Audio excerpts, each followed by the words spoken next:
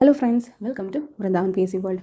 അപ്പോൾ ഇന്ന് ഞാൻ വന്നിട്ടുള്ളത് ഒബ്വിയസ്ലി നമ്മുടെ 10th prelims hot topics related ആയിട്ടുള്ള കാര്യങ്ങൾ പറയാനും മറ്റ് കുറച്ച് അപ്ഡേറ്റ്സ് പറയാനും ഒക്കെ വേണ്ടിയിട്ടാണ്. അപ്പോൾ ആദ്യമേ ഞാൻ പറയട്ടെ, നീറ്റ് എക്സാം ഈ വരുന്ന സൺഡേ നടക്കുന്നതുകൊണ്ട് 22nd മൺഡേ വരെ ടെലിഗ്രാമിനും ബാനാണ് ഇന്ത്യയിൽ.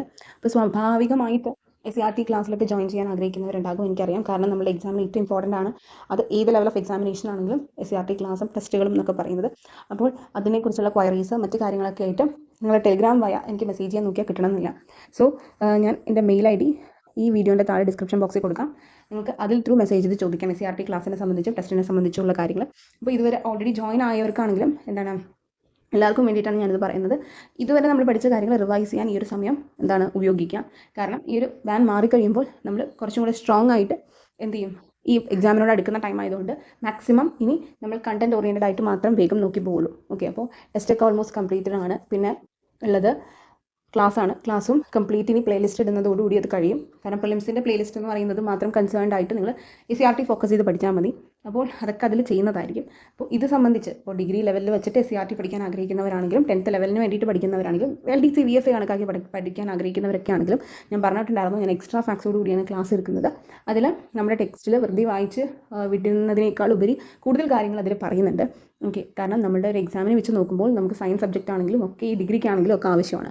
അതിനൊക്കെ ഒരു എക്സ്ട്രാ നമ്മൾ ഒരു എഫേർട്ട് ഇട്ട് പഠിച്ചാൽ മാത്രമേ നമുക്ക് ആ ഒരു കൺസെപ്ച്വൽ നോളജ് ഉണ്ടാവുള്ളൂ. അല്ലെങ്കിൽ വെറുതെ ബൈ ഹാർട്ട് പഠിച്ചാൽ തെറ്റാനുള്ള സാധ്യത കൂടുതലാണ്. സോ അതുകൊണ്ടാണ് SCRT പഠിക്കുന്നവർ നേരത്തെ തന്നെ പഠിച്ചു തുടങ്ങുക. അത് പ്രിലിംസ് മെയിൻസ് പെർസ്പെക്റ്റീവിൽ നിന്ന് തന്നെ പഠിക്കുക. അപ്പോൾ പിന്നെ നമുക്ക് ഏത് എക്സാമിനാണെങ്കിലും ഉപകാരപ്പെടും. ഓക്കെ, അപ്പോൾ അതിനെ സംബന്ധിച്ച് SCRT ക്ലാസ് മറ്റ് ഡീറ്റെയിൽസ് പോലത്തെ കാര്യങ്ങളൊക്കെ അറിയാൻ ഞാൻ അഗൈൻ പറയുന്നു, ഈ മെയിൽ ID എൻ്റെ ഡിസ്ക്രിപ്ഷൻ ബോക്സിൽ കൊടുത്തിട്ടുണ്ട് ഈ വീഡിയോൻ്റെ താഴെ. അപ്പോൾ അതിലൂടെ നിങ്ങൾക്ക് മെസ്സേജ് അയച്ച് ചോദിക്കാം, ഞാൻ അതിന് റിപ്ലൈ തരുന്നതായിരിക്കും. അപ്പോൾ ഈ ഒരു മൺഡേ വരെ നിങ്ങൾക്ക് ഈ ഒരു ഇമെയിൽ ത്രൂ എന്തെങ്കിലും ഡൗട്ട് ഉണ്ടെങ്കിൽ ചോദിക്കാം, ക്ലാസ് റിലേറ്റഡ് ആയിട്ടോ ടെസ്റ്റ് റിലേറ്റഡ് ആയിട്ടോ ഉണ്ട് എന്നുണ്ടെങ്കിൽ. പിന്നെ നമ്മൾ ഓൾറെഡി 10th പ്രിലിംസിൻ്റെ ഹിസ്റ്ററി ജിയോഗ്രഫിയുടെ ഞാൻ ഇട്ടിട്ടുണ്ടായിരുന്നു. നമ്മുടെ ലെവൽ 2 ചാനൽ മെമ്പർഷിപ്പ് എടുത്തവർക്ക് കണക്കാക്കി അവർക്ക് ഓൾറെഡി കയറിയവർക്ക് ആക്സസ് ചെയ്യാൻ പറ്റി കാണും. കാരണം അത് ഞാൻ ഇട്ട് കഴിഞ്ഞതാണ്. ഇതിന് മുൻപ് ഞാൻ 10th പ്രിലിംസ് റിലേറ്റ് ചെയ്തിട്ടുള്ള ഹിസ്റ്ററി റിലേറ്റഡ് ആയിട്ടുള്ളത് ഇന്ത്യൻ കേരള വെച്ചിട്ടുള്ളതും ജിയോഗ്രഫി ഇന്ത്യൻ കേരള വെച്ചിട്ടുള്ളതും കംപ്ലീറ്റ് ഇട്ടിട്ടുണ്ടായിരുന്നു. അത് ലെവൽ 2 മെമ്പർഷിപ്പ് എടുത്തവർക്ക് കംപ്ലീറ്റ് ആക്സസ് ചെയ്യാൻ പറ്റും. ഇനി നമ്മൾ ഇന്ന് ഇതിലെ ബാക്കി ഹോട്ട് ടോപ്പിക്സ് ആണ് നോക്കാൻ പോകുന്നത്. ഓക്കെ, അപ്പോൾ കഴിഞ്ഞ ഇതിൽ പറഞ്ഞിട്ടുള്ള ആ ഹോട്ട് ടോപ്പിക്സിൻ്റെ ലിസ്റ്റിൽ പറഞ്ഞിട്ടുള്ളത് എല്ലാം മസ്റ്റായിട്ട് നിങ്ങൾ നോക്കേണ്ടതാണ്. പല പേപ്പറുകളിലായിട്ടും ചോദിച്ചിട്ടുള്ള ഹോട്ട് ടോപ്പിക്സ് തന്നെയാണ്. ഇനി നമുക്ക് ബാക്കിയുള്ള പോർഷൻ ആണെങ്കിലും പിന്നെ നമ്മുടെ കണ്ടന്റ് ഓറിയൻറ്റഡ് ആയിട്ടുള്ള സ്പെഷ്യൽ നോട്ട്സും ഒക്കെ ഈ ലെവൽ 2 മെമ്പർഷിപ്പ് എടുത്തവർക്ക് ആക്സസ് ചെയ്യാൻ പറ്റുള്ളൂ. അവരുടെ ഇതിലേക്ക് ഞാൻ ഇടുള്ളൂ. അത് നമുക്ക് വേണ്ട പെട്ടെന്ന് നോക്കാൻ പാകത്തിന് നമ്മൾ സെറ്റ് ചെയ്തെടുക്കുന്ന കുറച്ച് കാര്യങ്ങളാണ് കേട്ടോ. നിങ്ങൾ ഓൾറെഡി പഠിക്കുന്നതിനൊപ്പം ജസ്റ്റ് നിങ്ങൾ നോക്കാതെ പോകുന്ന എന്തെങ്കിലും കാര്യങ്ങളുണ്ടെങ്കിൽ ഒരു റീക്യാപ്പ് എന്നുള്ള രീതിയിൽ സെറ്റ് ചെയ്യുന്ന കാര്യങ്ങളാണ്. അതൊക്കെ ഈ ലെവൽ 2 മെമ്പർഷിപ്പ് എടുത്തവർക്ക് കിട്ടുള്ളൂ. അവർക്കും ഇത് ഈ പറയുന്ന ഇന്നത്തെ ഹോട്ട് ടോപ്പിക്സിൻ്റെ ആണെങ്കിൽ PDF ഒക്കെ ഈ പറയുന്ന മെമ്പർഷിപ്പ് എടുത്തവർക്കായിരിക്കും കിട്ടുക. അപ്പോൾ ഇന്ന് ഞാൻ പറയുന്ന ഈ ഹോട്ട് ടോപ്പിക്സിലെ കാര്യങ്ങൾ നിങ്ങൾ വീഡിയോ മുഴുവനായിട്ട് കേൾക്കുക, സ്കിപ്പ് ചെയ്യാതെ. കാരണം ഞാൻ അഗൈൻ പറയുന്നു, ഇതിൽ നമ്മൾ വെറുതെ സിലബസിൽ പറഞ്ഞു പോകുന്ന കാര്യങ്ങൾ അങ്ങനെ തന്നെ പഠിക്കലല്ല. പകരം നിങ്ങൾ 10th പ്രിലിംസിൻ്റെ ഒക്കെ ക്വസ്റ്റ്യൻ പേപ്പേഴ്സ് നോക്കിയിട്ടുണ്ടെങ്കിൽ തന്നെ നിങ്ങൾക്ക് മനസ്സിലാക്കാൻ സാധിക്കും അത്യാവശ്യം ഇൻഡെപ്തിൽ കാര്യങ്ങൾ ചോദിക്കുന്നുണ്ട്. ഇപ്പോൾ കഴിഞ്ഞ തവണത്തേക്ക് 4 സ്റ്റേജസിലായിട്ട് 10th പ്രിലിംസ് നടന്നതിൽ 4ാമത്തേക്ക് സ്റ്റേജ് നല്ല ടഫായിരുന്നു. ഓക്കെ, കാരണം അവർ കുറച്ച് സ്റ്റേറ്റ്മെൻറ്റ് ടൈപ്പും കുറച്ച് കട്ടിയുള്ള ടൈപ്പ് ക്വസ്റ്റ്യൻസ് ഒക്കെ ഇടുന്നുണ്ട്. ഓക്കെ, അപ്പോൾ സ്വാഭാവികമായിട്ട് ഇത് കുറേ പേര് അറ്റംപ്റ്റ് ചെയ്യുന്ന ഒരു എക്സാമാണ്. കട്ട് ഓഫ് ഒക്കെ കൂടാൻ സാധ്യതയുണ്ട്. അപ്പോൾ തീർച്ചയായിട്ടും നല്ലവണ്ണം പഠിക്കണം. അപ്പോൾ ഈ ഒരു 4 ദിവസമാണെങ്കിലും നിങ്ങൾക്ക് കൂടുതലും നമ്മൾ ഇതുവരെ പഠിച്ച കാര്യങ്ങളെ മാക്സിമം റിവൈസ് ചെയ്യാൻ ശ്രമിക്കാം. ഓക്കെ, ടെലിഗ്രാം ത്രൂ പഠിക്കുന്നവരുണ്ടാവും ഇഷ്ടംപോലെ, എൻ്റെ ജോയിൻ ചെയ്തവരാണെങ്കിലും ഒക്കെ. അപ്പോൾ തീർച്ചയായിട്ടും ഈ ടൈം നല്ലവണ്ണം റിവൈസ് ചെയ്യുക. ഇതുവരെ പഠിച്ച കാര്യങ്ങൾ മാത്സ് നല്ലവണ്ണം ഡെയിലി പ്രാക്ടീസ് ചെയ്ത് നോക്കുക. ഈ ഒരു ടൈമിൽ PYQ ഒക്കെ വെച്ചിട്ട് ഓക്കെ, ഈ ഒരു ടൈം അതിൽ ഉപയോഗിക്കുക. കറണ്ട് അഫയേഴ്സ് കുറച്ചും കൂടെ സ്ട്രോങ് ആയിട്ട് നോക്കി പോകുക. ഈ ഒരു 4 ദിവസം ഇതിന് കൂടുതൽ ടൈം കണ്ടെത്തുക. PYQവും പ്രാക്ടീസ് ചെയ്യുക നല്ലവണ്ണം. ഓക്കെ, അപ്പോൾ അത്യാവശ്യം നമുക്ക് ഈ 4 ദിവസം ഈ ഒരു ഏരിയാസ് അത്യാവശ്യം സെറ്റ് ആവുള്ളൂ. കാരണം മാത്സ് ഒക്കെ 20 മാർക്സ് ആണ് നമുക്ക് നല്ല രീതിയിൽ തന്നെ കിട്ടേണ്ട സംഭവമാണ് അതൊക്കെ. അതുപോലെ ഇതുവരെ പഠിച്ച കാര്യങ്ങളൊക്കെ ഒന്ന് റിവൈസ് ചെയ്യുക, ഓർമ്മയിൽ നിൽക്കേണ്ടത് നോക്കുക. കറണ്ട് അഫയേഴ്സ് ഒക്കെ ഒന്ന് അപ്ഡേറ്റ് ചെയ്ത് പോകുക എന്നതാണ് ഏറ്റവും ഇമ്പോർട്ടൻ്റ് ആയിട്ടുള്ള കാര്യം. അപ്പോൾ നമ്മൾ ആദ്യം കോൺസ്റ്റിറ്റ്യൂഷൻ്റെ ബേസിക് ആയിട്ടുള്ള കുറച്ച് നോക്കേണ്ട പോർഷൻസ് ആണ് പറയുന്നത്. ആസ് യു ഓൾ നോ, നമ്മുടെ സിലബസിൽ കുറച്ച് കാര്യങ്ങളെ പറഞ്ഞിട്ടുള്ളൂ. ഇന്ത്യയുടെ ദേശീയ ചിഹ്നങ്ങൾ, ഫണ്ടമെന്റൽ റൈറ്റ്സ്, ഫണ്ടമെന്റൽ ഡ്യൂട്ടീസ്, വിവരാവകാശ കമ്മീഷൻ, മനുഷ്യാവകാശ കമ്മീഷൻ. പക്ഷേ നിങ്ങൾ കോൺസ്റ്റിറ്റ്യൂവൻ്റ് അസംബ്ലിയും അത്യാവശ്യം പഠിക്കുന്നത് നല്ലതാണ്. ഓക്കെ, കാരണം അതുമായിട്ട് ബന്ധപ്പെട്ടും ചോദിക്കാൻ സാധ്യതയില്ലാതില്ല. അതുപോലെ ഭേദഗതികളും പലതിലും ചോദിച്ച് ഞാൻ കണ്ടിട്ടുണ്ട് പ്രിലിംസിൻ്റെ ക്വസ്റ്റ്യൻ പേപ്പറിൽ തന്നെ. സോ ആ ഭേദഗതികളിൽ ഏറ്റവും കൂടുതൽ ചോദിച്ചിട്ടുള്ളത് 42, 44, 72, 73, 86 ആൻഡ് 91 ആണ്. ഇതിൽ ഈ പറയുന്ന 72, 73 ഒക്കെ ഇമ്പോർട്ടൻ്റ് ആവാൻ കാരണം ഇത് SCRTയിൽ മെൻഷൻ ചെയ്യുന്നുണ്ട്. ഓക്കെ, SCRT പാഠഭാഗങ്ങളിൽ ഇതുമായിട്ട് റിലേറ്റ് ചെയ്തിട്ടുള്ളതൊക്കെ ഉണ്ട്. അപ്പോൾ സ്ഥിരം നമ്മൾ വിചാരിക്കുന്ന എളുപ്പമുള്ള ചോദ്യങ്ങൾ തന്നെ ആവണമെന്നില്ല. അതുപോലെ ഇന്ത്യയുടെ ദേശീയ ചിഹ്നങ്ങളൊക്കെ വെച്ച് പഠിക്കുമ്പോൾ അത്യാവശ്യം നിങ്ങൾ കാര്യങ്ങൾ പഠിക്കണം.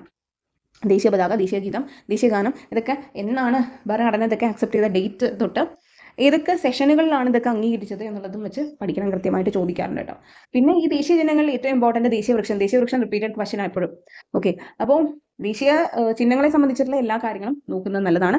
ഫണ്ടമെന്റൽ റൈറ്റ്സും ഫണ്ടമെന്റൽ ഡ്യൂട്ടീസും വെറുതെ വായിച്ചു വിടലല്ല, അതിന്റെ കോൺസെപ്റ്റ് മനസ്സിലാക്കി തന്നെ പഠിക്കുക കേട്ടോ. കാരണം ഇത്തിരി ട്വിസ്റ്റഡ് ആയിട്ടൊക്കെ ചോദിക്കാൻ സാധ്യതയുള്ള രീതിയാണ് ഫണ്ടമെന്റൽ റൈറ്റ്സും ഫണ്ടമെന്റൽ ഡ്യൂട്ടീസും. അതിനെക്കുറിച്ച് മനസ്സിലാക്കണം. അത് ഓരോ നമ്മൾ ആർട്ടിക്കിൾ എടുക്കുകയാണെങ്കിലും അത് മനസ്സിലാക്കി പഠിച്ചാൽ പിന്നെ കൺഫ്യൂഷൻ വരില്ല നിങ്ങൾക്ക്. ഓക്കെ, വിവരാവകാശവും മനുഷ്യാവകാശവും അങ്ങനെ തന്നെയാണ്. അത് നാഷണൽ ഹ്യൂമൻ റൈറ്റ്സ് കമ്മീഷൻ ഉണ്ട്, സ്റ്റേറ്റ് ഹ്യൂമൻ റൈറ്റ്സ് കമ്മീഷൻ ഉണ്ട്, അല്ലെ, സെൻട്രൽ ഇൻഫർമേഷൻ കമ്മീഷൻ ഉണ്ട്, സ്റ്റേറ്റ് ഇൻഫർമേഷൻ കമ്മീഷൻ ഉണ്ട്. ഇത് നാലും വ്യക്തമായിട്ട് നിങ്ങൾ പഠിച്ചിരിക്കണം. ഓക്കെ, ചോദിക്കാൻ സാധ്യതയേറെയാണ്. അംഗങ്ങളുടെ എണ്ണം എന്നുള്ളതിനേക്കാൾ ഉപരി ഈ പറയുന്ന കമ്മീഷനുകളുടെയൊക്കെ ഒരു അധികാര പരിധി എങ്ങനെയാണ്, അവർക്ക് എന്തിലൊക്കെ ആക്ഷൻ എടുക്കാൻ പറ്റും എന്നുള്ളതും ഒന്ന് നോക്കി വെക്കുന്നത് നല്ലതാണ് കേട്ടോ. ഇൻ കേസ് കുറച്ച് കട്ടിയിൽ ചോദിക്കാൻ തോന്നിയാലോ. ഓക്കെ, പിന്നെ നമ്മൾ ഏറ്റവും ശ്രദ്ധിക്കേണ്ട ഭാഗം എന്ന് പറയുന്നത് ജനറൽ സയൻസ് ആണ്. ജനറൽ സയൻസ് എന്ന് പറയുന്നതിന് അത്യാവശ്യം മാർക്സ് ഉണ്ട്. ഓക്കെ, പക്ഷേ ഇത് കൂടുതലും നിങ്ങൾ SCERT ഓറിയൻറ്റഡ് ആയിട്ടാണ് പഠിക്കുന്നത്. എസ്പെഷ്യലി മനുഷ്യ ശരീരത്തെക്കുറിച്ചുള്ള പൊതു അറിവ് എന്ന് പറയുന്ന സംഭവം. ഇതിൽ ഞാൻ ഈ ഫസ്റ്റ് പറഞ്ഞേക്കുന്ന പോർഷൻ ഇല്ലേ, ഈ പോർഷൻ മനുഷ്യ ശരീരത്തെക്കുറിച്ചുള്ള പൊതു അറിവ്, ഇത് SCERT ബേസ്ഡ് ഫാക്റ്റ് ആണ്. ഈ SCERT ബേസ്ഡ് ആണെന്ന് പറയാൻ കാരണം വേറൊന്നും കൊണ്ടല്ല, ഇത് കുറേ അധികം ചാപ്റ്റേഴ്സ്, ഇഷ്ടംപോലെ ചാപ്റ്റേഴ്സാണ് നമുക്ക് ഈ പറയുന്ന മനുഷ്യ ശരീരത്തെക്കുറിച്ചുള്ള പൊതു അറിവ് എന്ന് പറയുന്ന ഭാഗത്ത് നിന്നുള്ളത്. ഓക്കെ, അതായത് നമ്മുടെ ഹ്യൂമൻ ബോഡിയുടെ ബേസിക് ഫാക്ട്സിൽ സെല്ല് തൊട്ട് കോശം തൊട്ട് നമ്മളുടെ അവയവങ്ങളിലേക്ക് എത്തുന്ന ഓരോ അവയവങ്ങളുടെ കാര്യങ്ങൾ വരെ ഇതിൽ ചോദിക്കാൻ സാധ്യത കൂടുതലാണ്. ഓക്കെ, അപ്പോൾ സെല്ലിൻ്റെയൊക്കെ സ്ട്രക്ചർ നമ്മുടെ പ്ലാന്റ്സിൻ്റെ ആണെങ്കിലും ആനിമൽ സെല്ലിൻ്റെ ആണെങ്കിലും ഒക്കെ വ്യക്തമായി പഠിക്കണം. ഇതൊക്കെ ഞാൻ എൻ്റെ SCERT ക്ലാസ്സിൽ കംപ്ലീറ്റ് ആയിട്ട് സെല്ലിൻ്റെ സ്ട്രക്ചർ പ്ലാന്റ് സെല്ലിൻ്റെയും അനിമൽ സെല്ലിൻ്റെയും വ്യക്തമായി പറഞ്ഞിട്ടുണ്ട്. കാരണം ഒരിടയ്ക്കൊക്കെ ഈ സെല്ലിൻ്റെ സ്ട്രക്ചർ വെച്ചിട്ടും ചോദിക്കുന്നുണ്ട്, ഡിഫറൻഷിയേറ്റ് ചെയ്ത്. ഓക്കെ, പ്ലാന്റിൻ്റെയും അനിമൽ സെല്ലിൻ്റെയും നിങ്ങൾ നോക്കുകയാണെങ്കിൽ പാർട്സ് ഒന്നും ടെക്സ്റ്റിൽ മാർക്ക് ചെയ്തിട്ടില്ല. അപ്പോൾ ഇതൊക്കെ ക്ലാസ്സിൽ ഞാൻ വളരെയധികം ഡീറ്റെയിൽ ആയിട്ടാണ് കേട്ടോ പറഞ്ഞെടുത്തിട്ടുള്ളത്. ഇതിൻ്റെ ഫംഗ്ഷൻ, പിന്നെ ഇതിൽ നിന്ന് എന്തൊക്കെയാണ് ചോദിച്ച് കണ്ടിട്ടുള്ളത് എന്നുള്ളതൊക്കെ മനസ്സിലാക്കി എക്സ്ട്രാ ഫാക്റ്റും കൂടെ പറഞ്ഞിട്ടുണ്ട്. കാരണം അതൊന്നും ടെക്സ്റ്റിലില്ല, പക്ഷേ ചോദിച്ചിട്ടുണ്ട് അവർ. ഓക്കെ, പ്രിലിംസിനോ മെയിൻസിനോ ഒക്കെ ചോദിച്ചിട്ടുള്ള ഭാഗമൊക്കെ അതിൽ ഉൾപ്പെടുത്തിയിട്ടുണ്ട് SCERT ക്ലാസ്സിൽ. അപ്പോൾ അതാണ് ഞാൻ പറഞ്ഞത്, SCERT ക്ലാസ് ഇനിയും ഈ പ്രിലിംസിൻ്റെ പ്ലേലിസ്റ്റ് മാത്രമായിട്ട് കിട്ടി ഒന്ന് നോക്കി, പിന്നെ നിങ്ങൾക്ക് മെയിൻസ് വരെ വാലിഡിറ്റിയിൽ കണ്ടിന്യൂ ചെയ്യാൻ താല്പര്യമുണ്ട് എങ്കിൽ നിങ്ങൾ തീർച്ചയായിട്ടും എന്ത് ചെയ്യുക, എൻ്റെ മെയിൽ ID ഞാൻ ഡിസ്ക്രിപ്ഷൻ ബോക്സിൽ കൊടുത്തിട്ടുണ്ട്, ഈ വീഡിയോൻ്റെ താഴെ, അതിലൂടെ മെസ്സേജ് ചെയ്യുക. അപ്പോൾ ഞാൻ SCERT ക്ലാസ്സിനെ കുറിച്ചുള്ള കാര്യങ്ങളൊക്കെ പറയാം. ഓക്കെ, അപ്പോൾ ഈ സെല്ലിൻ്റെ ഈ പറയുന്നത് മാത്രമല്ല, സെല്ല് കണ്ടുപിടിച്ച വ്യക്തികളൊക്കെ SCERT പാഠഭാഗം ബേസ് ചെയ്താണ് ചോദിക്കുന്നത്.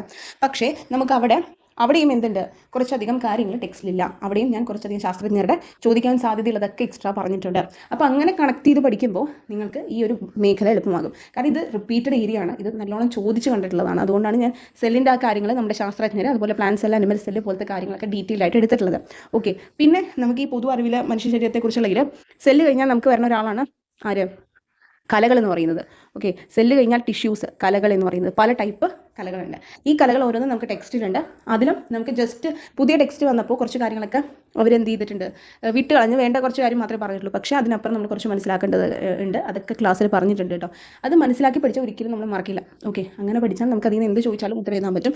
ടിഷ്യൂസ് ഇതൊക്കെ ഇമ്പോർട്ടൻ്റ് ആണ് കേട്ടോ, ഇതൊക്കെ ചോദിക്കാറുണ്ട്. ഹോട്ട് ടോപ്പിക്സ് ഏരിയാസ് ആണ് ഇതൊക്കെ. ഓക്കെ, പിന്നെ നമുക്ക് വരുന്ന ഇതാണ് ഹൃദയം എന്ന് പറയുന്ന സംഭവം നിങ്ങൾക്കറിയാം, ഏറ്റവും ഇമ്പോർട്ടൻ്റ് ആണ്. അതിൻ്റെ വർക്കിംഗ് ഒക്കെ ടെക്സ്റ്റിലുണ്ട്, പക്ഷേ ടെക്സ്റ്റിൽ എങ്ങനെയാണെന്നൊന്നും കാര്യമായിട്ടില്ല കേട്ടോ. നിങ്ങളത് മനസ്സിലാക്കി പഠിക്കണം. ഹൃദയത്തെ സംബന്ധിച്ചുള്ള കാര്യവും അത് രക്തപര്യന വ്യവസ്ഥ എന്ന് പറയുന്ന സംഭവം കൃത്യമായി പഠിക്കേണ്ടതാണ്.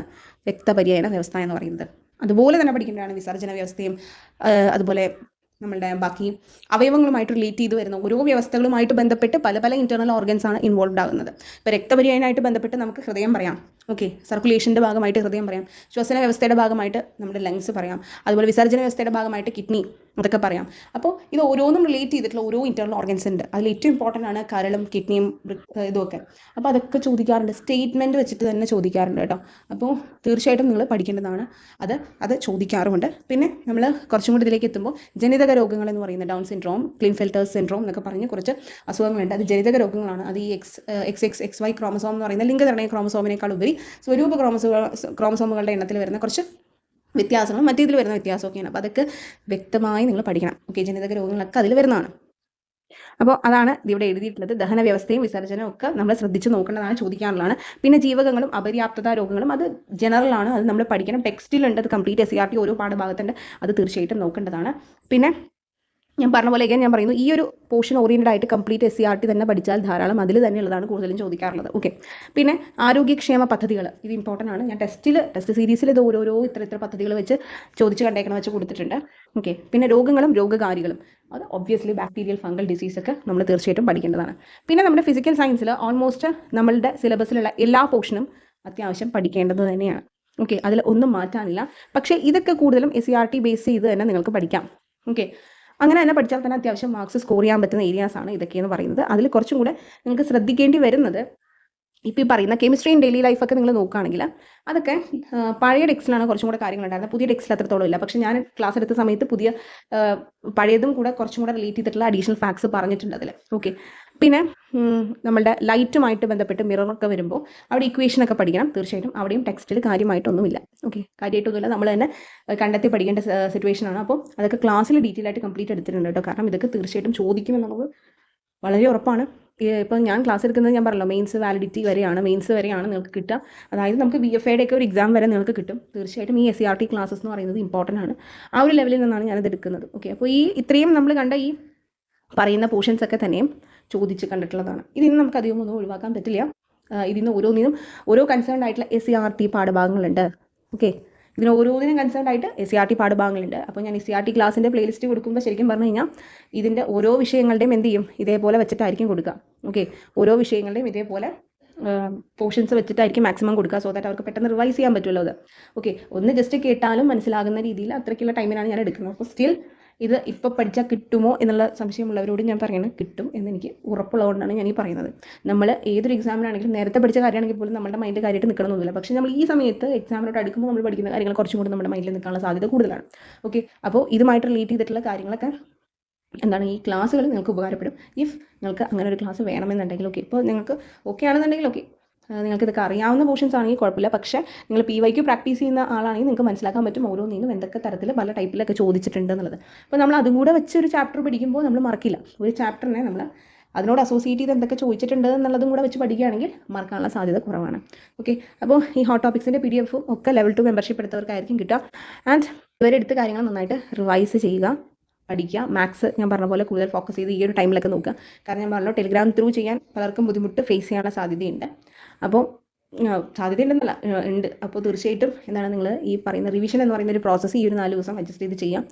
ഓക്കെ, പിന്നെ ഇതിൻ്റെ ഈ പറയുന്ന ഹോട്ട് ടോപ്പിക്സിൻ്റെ ആണെങ്കിലും PDF ലെവൽ 2 മെമ്പർഷിപ്പ് എടുത്തവർക്ക് കിട്ടും കേട്ടോ. 10th പ്രിലിംസിൻ്റെ കൺസേൺഡ് ആയിട്ടുള്ളത്. പിന്നെ ഡിഗ്രി ലെവൽ കൺസേൺഡ് ആയിട്ട് മെയിൻസ് റിലേറ്റഡ് ആയിട്ടുള്ള കാര്യങ്ങളും ഒക്കെ ഞാൻ ലെവൽ 1 മെമ്പർഷിപ്പ് എടുത്തവർക്കാണ് കിട്ടുക. ഓക്കെ, അത് അവർക്കായിരിക്കും, അതിലായിരിക്കും ഇടുക. ഓക്കെ, അതൊക്കെ ഈ ഒരു ചുരുങ്ങിയ സമയം നിങ്ങൾക്ക് ബുദ്ധിമുട്ടുണ്ടാകും ആക്സസ് ചെയ്യാൻ. ഈ 1-2 ദിവസങ്ങളിൽ ഒരു ചെറിയ പ്രശ്നം കാണിക്കും. പിന്നീട് നിങ്ങൾക്ക് അതൊക്കെ അവൈലബിൾ ആകുന്നതായിരിക്കും. അപ്പോൾ ഈ ഒരു ടൈം നല്ലവണ്ണം എന്താണ് റിവൈസ് ചെയ്യാനും ബാക്കി കാര്യങ്ങൾ ചെയ്യാനും ശ്രമിക്കാം. ഓക്കെ, അപ്പോൾ നെക്സ്റ്റ് വീഡിയോയിൽ കാണാം. പിന്നെ ഈ ചാനൽ ആദ്യമായിട്ടാണ് കാണുന്നത് എങ്കിൽ തീർച്ചയായിട്ടും എൻ്റെ ഈ ചാനൽ സബ്സ്ക്രൈബ് ചെയ്യാൻ മറക്കരുത്. വീഡിയോ ഇഷ്ടപ്പെട്ടാൽ ലൈക്ക് ചെയ്യാനും ഷെയർ ചെയ്യാനും. കാരണം ഇനി എന്ത് എക്സാം റിലേറ്റഡ് ആയിട്ട് ഞാൻ എന്ത് ചെയ്യാൻ ഉദ്ദേശിക്കുന്നുണ്ടെങ്കിലും, അതുപോലെ എന്തെങ്കിലും ഇപ്പോൾ നമുക്ക് ക്വസ്റ്റ്യൻ പേപ്പേഴ്സിൻ്റെ ഡിസ്കഷൻ ആണെങ്കിലും ഒക്കെ ഉദ്ദേശിക്കുന്നുണ്ടെങ്കിലും ഞാൻ ഈ ചാനൽ ത്രൂ ചെയ്യുള്ളൂ. ഓക്കെ, അപ്പോൾ നിങ്ങളിലേക്ക് അത് എളുപ്പത്തിൽ എത്തണമെന്നുണ്ടെങ്കിൽ തീർച്ചയായിട്ടും എൻ്റെ ഈ യൂട്യൂബ് ചാനൽ സബ്സ്ക്രൈബ് ചെയ്യണം. ഓക്കെ, അപ്പോൾ നെക്സ്റ്റ് വീഡിയോ കാണാം. Thank you for watching.